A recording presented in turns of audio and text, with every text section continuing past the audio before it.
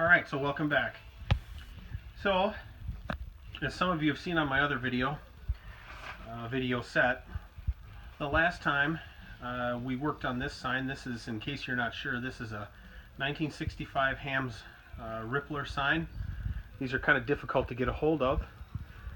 This one is currently working pretty well, but my last videos I showed you how to change the plastic outside pieces here, and then also how to change the films inside, and then get everything put together. I showed you basically from when I purchased this sign up until kind of cleaning everything out. It was kind of a pain in the ass. So I bought the sign. You know, these things run anywhere from $500 to $1,000. You know, I paid on the lower end of that. Got the sign here, got everything on the front fixed and looking nice, and then put it up in my office and let it run, and it looks great. The only problem is that there was an occasional kind of ticking sound inside, and I just kind of blew that off and didn't worry about it. It turned out, as time went on, the ticking got a little bit worse, and I figured, well, maybe the scroll's misaligned, maybe it needs a little bit of work. And then one day the whole thing just stopped. The whole sign just stopped working, wouldn't go forward. It just sort of was froze, and I heard a tick, tick, tick, tick, tick inside the deal. So I decided to pull it apart, and apparently it was the motor was bad. The motor was hot as hell, and I worked with it with some WD-40. I got the motor to turn again, but now the ticking's back again. So what I've decided to do is I went on to eBay and looked up my old buddy there, EMJ Beer Stuff. If you just go on to eBay and search up, what the hell did I search? Hamm 65 Rippler parts. I think he pulled up, and I passed on it before, but he had a motor, right? And so this is how it arrived. I ordered it just the other day. Matter of fact, it shipped out pretty darn quick. And this is how it came. It comes all packed really nice. I pulled some of the other junk out of here, but in here is this is a little Allen wrench. You know, this is pretty amazing. This guy has sourced out new motors. All right, so hats off to him. Sourced out new motors, but also, instead of those shitty plastic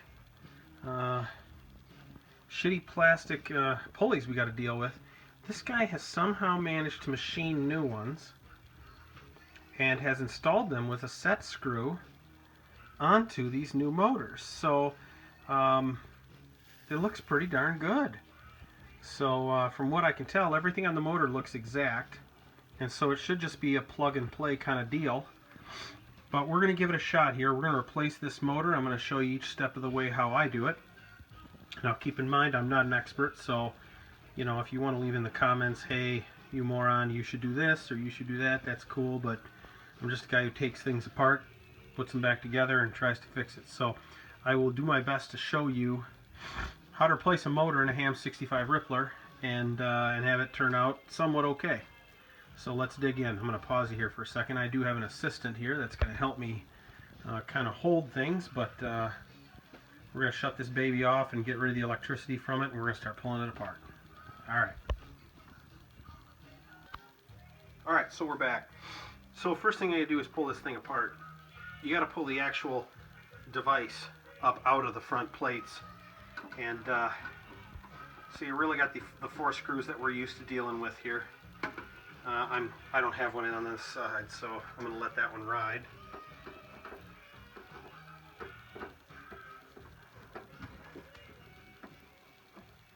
So you got 4 screws here, and these 4 screws will allow everything to just sort of lift right out.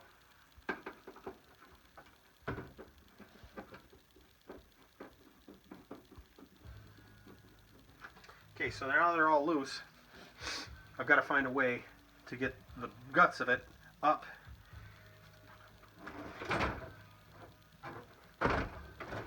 without wrecking anything. Okay. Alright. So now this is the part we primarily worked on last time. This was the part that we rebuilt last time, so we're going to take that and we're going to set that baby aside.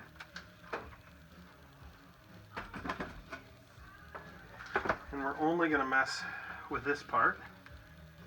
In fact, I got to orient it correctly. Alright, there's our motor. If you want to get down in there, you can see our motor down in there. That's the part we're getting for, right there. We may have to lift this out a little bit, but that's the part we're going for.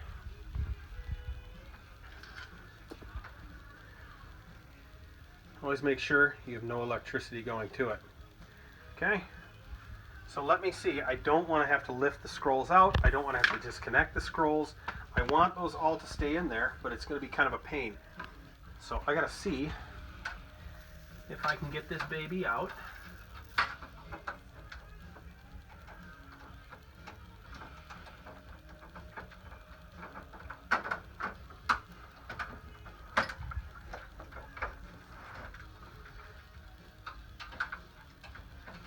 And as I work on this, it does not appear as if this is a stock motor, okay? It looks like somebody has been in here before, because this does not look to be stock. Anyway, we're going to pull it out. Oh, and it looks like I already lost the little plastic. Well, guys, here we go. Looks like I'm pulling this apart. So what I'm doing right now is there's these white plates under here that kind of hold the scroll down, and I'm going to release them.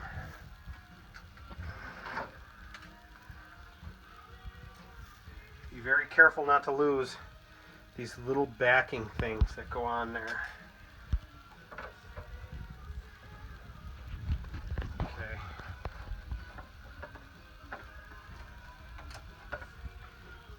See, I got one there, one here.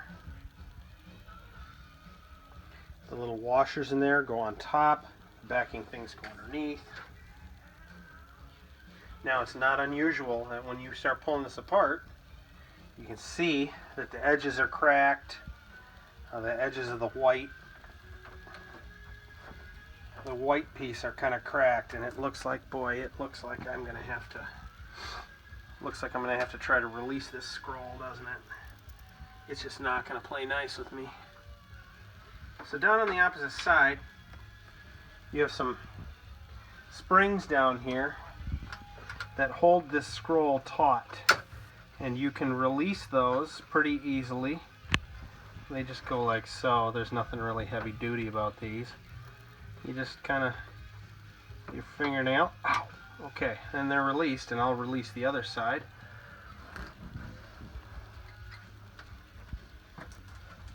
And now that scroll is released, that'll give me kind of some more room to kind of deal with here. And I'm going to pull this backing plate out so that I can get to this motor a little bit better. I'm going to try to only remove one backing plate. That'll allow me to kind of fish underneath here and access this stuff a little bit better. You got to be very careful in here because I don't want to replace the scroll. The scroll's kind of a pain. So here's the old, this is what the old plastic kind of pulleys look like, and these are kind of junk. Oh, can't see that very well in the light, but these will not work on the new motor. Okay, this is what the guy EMJ Beer Stuff kind of said in his directions. They will not work. Anyway, let's pull this out. And I got my electrical sources here.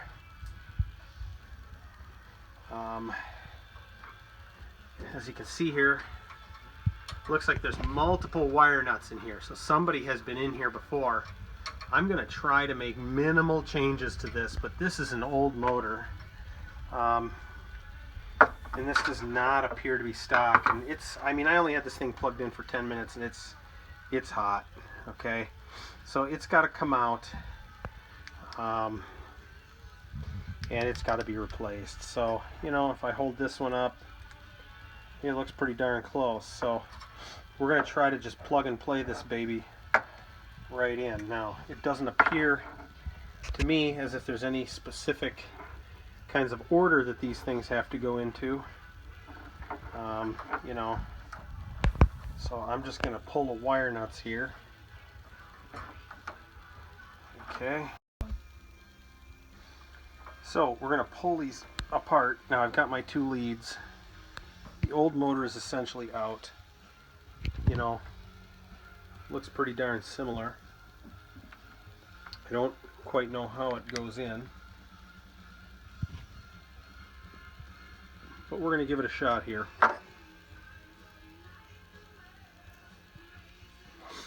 I hope it's just a plug and play.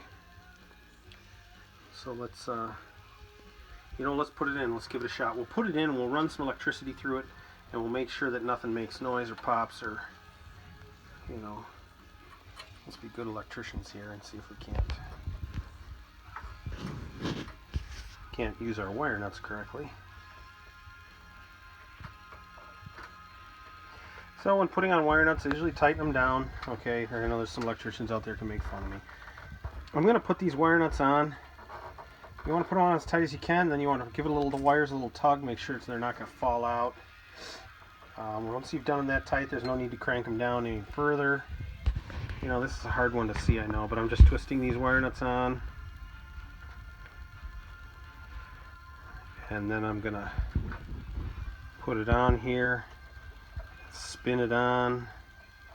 You know, these are tiny wires, so they aren't huge. So there's no need to get big giant wire nuts or anything like that. Okay, give it a tug. It looks pretty good. You know, for good measure, let's give it some electricity. And it should light up. And at least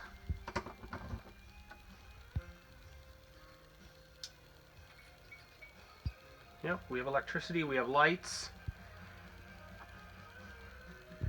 And that little baby spins. What do you think of that? Vibrates a lot, I'll tell you that much.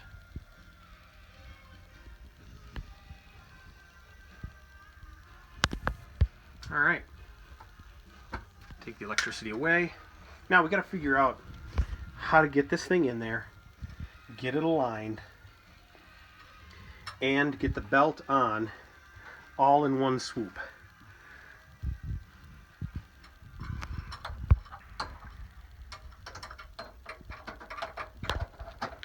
So it's all got to kind of go in there in a screwy kind of way. And look at that, it lines up pretty nice. So we're going to snake our fingers underneath this scroll. Be very careful of the scroll, because the scrolls, you don't want to have to change them.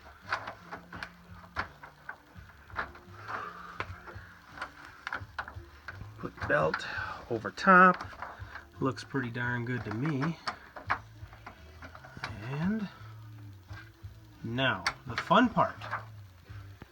The fun part is getting your screw into the hole. No jokes, please. In the place where it's supposed to be. Yep, without it falling out a million times. So this could get to be a very long video if I have to do this a million times. So, we're doing this all in real time. And you are right in the mess of it.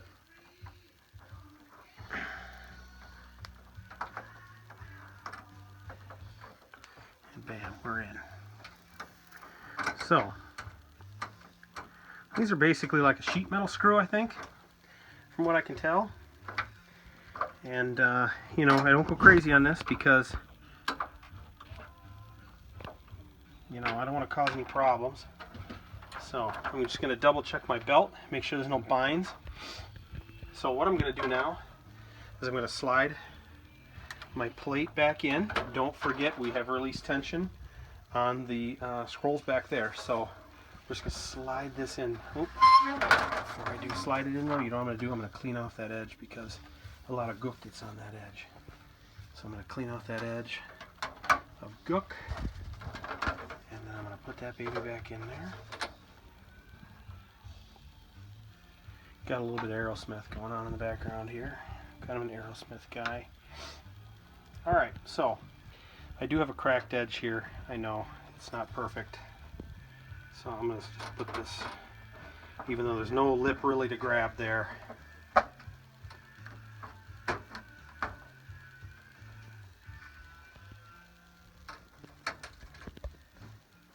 So we're putting back together here, that. Now don't remember our little backings here. We got 2 of those to go around. Make sure these are important.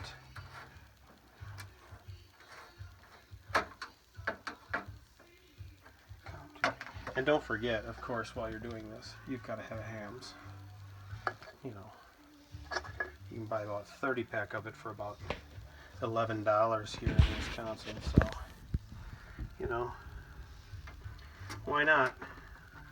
You got to do it for the effect, you know. Oh, of course. You know, you gotta. Wouldn't be anything I'm working on if you didn't drop parts. All right. And I promise you, this is the first can of hams I've had tonight, so. Alrighty. Now, don't forget, dummy, you gotta put your tension back on your scrolls. If you don't put the tension back on the scrolls, the whole thing won't work. It'll just sort of, it'll make a lot of noise.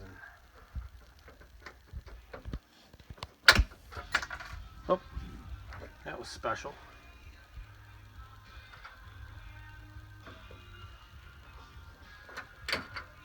Come on now.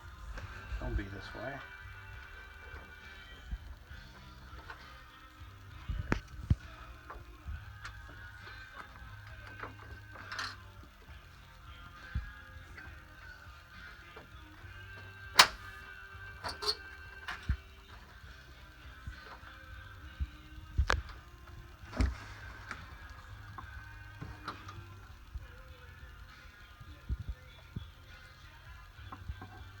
Okay.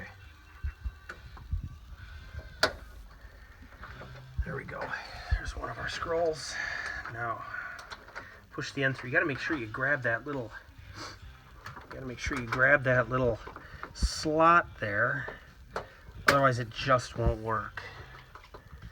So I'm gonna push from the opposite side. I am really working this. This is just not wanting to cooperate with me, is it?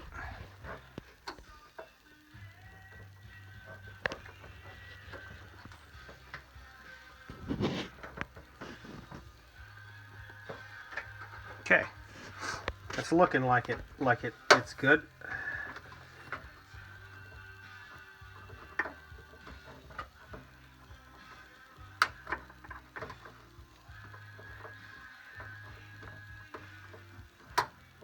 There it goes, snapped right in. Okay, so let's plug some electricity into this, and let's make sure that this whole back unit is going to run the way we want it to run, and that it's going to be safe.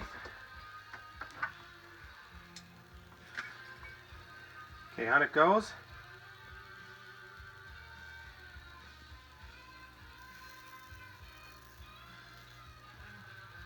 Ta-da! As you can see, our scroll is turning. There's no shorts. Nothing shuts off. I'm going to make sure all these wires are clear of anything, so that when I put it back in, these things don't rub against anything like the scroll, because if they do, they'll wear out and they'll just short. So we're going to put it all back together. We're going to stop here. It looks like everything's working great. But we're going to stop here, and then we're going to put the whole darn thing back together. And then we're going to give it a test and show you how it works. So. Alright, so here we are finishing up. We've got our hams with our Ham 65 Rippler, new motor in it. EMJ beer stuff, which is fantastic. You know, if you need parts, it's fantastic that these guys are still making this stuff up. So here's one for him. Have yourself a hams. Get your 65 Rippler, a new motor, or any other parts. He's got a whole bunch of them. So it's good stuff. We'll put this back up in its place of honor, back up in the office. And, you know, new motor. So check him out. He's on eBay, and big thanks to him. New motor and new pulley, and hopefully sometime in the future somebody will watch this and be able to use it. So it's a pretty easy operation. Thank you.